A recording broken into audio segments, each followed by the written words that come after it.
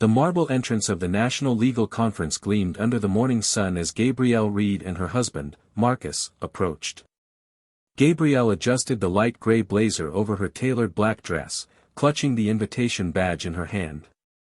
But before they reached the registration desk, 2 security guards blocked their path. The taller guard sneered, looking them up and down. "This event's for legal professionals only," he spat.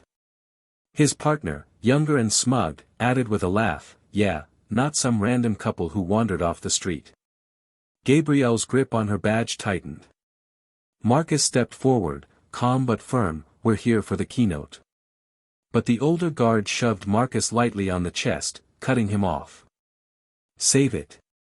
You think you belong here? Look around, this isn't some community fundraiser." The guard's words dripped with thinly veiled disdain as eyes from nearby attendees turned, some curious, others averting their gaze. Gabrielle tried to speak, but the younger guard raised his hand dismissively. "Lady, unless you got a good reason to be here, step aside." With a nudge, they forced Marcus back. His foot slipped on the polished stone, sending him stumbling onto the ground. For a moment, everything froze. Marcus reached for his wife's hand, his eyes burning with humiliation. Gabrielle remained still, her face unreadable.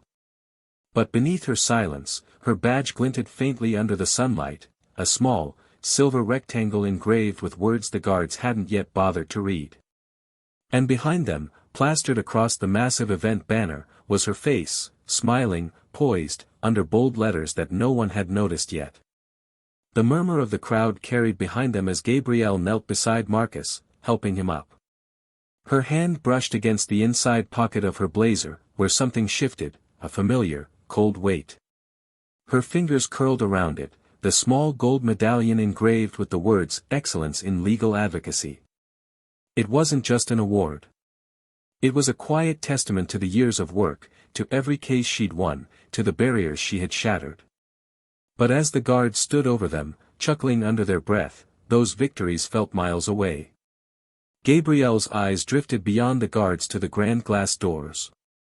Inside, rows of influential attorneys mingled.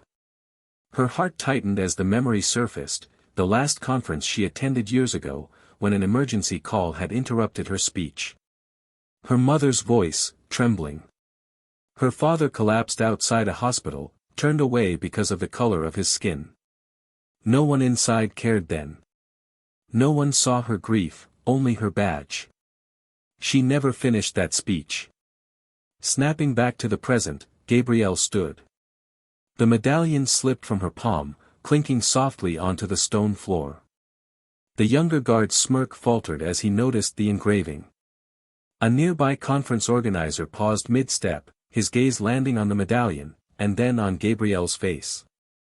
His eyes widened with dawning recognition. The younger guard muttered under his breath, "What?" But Gabrielle said nothing. She picked up the medallion, dusted it off, and slipped it back into her pocket. And when she reached into her blazer for one more thing, the official conference badge, the organizer had already disappeared inside, rushing toward the main stage. Minutes later, the grand hall buzzed with polite conversation as attendees filled their seats. At the center, the stage lights illuminated a towering screen reading, National Legal Conference, Keynote Address. The 2 guards hovered near the side entrance, still chuckling about their earlier encounter. But their laughter died as the MC's voice echoed through the speakers, "Please welcome, attorney, advocate, and this year's keynote speaker, Gabrielle Reed." The crowd erupted in applause as Gabrielle strode onto the stage, her posture composed, her eyes scanning the room until they landed directly on the 2 guards frozen in place. Without hesitation, Gabrielle set her notes on the podium. Her voice, steady yet cutting, filled the hall. "Funny thing about assumptions," she began, holding up her badge for the entire room to see. "They reveal more about you than they do about me." A hush fell over the room. The organizer, now at the side of the stage, offered an apologetic nod. The guards lowered their gaze, stiff and silent. Gabrielle didn't stay to bask in their discomfort.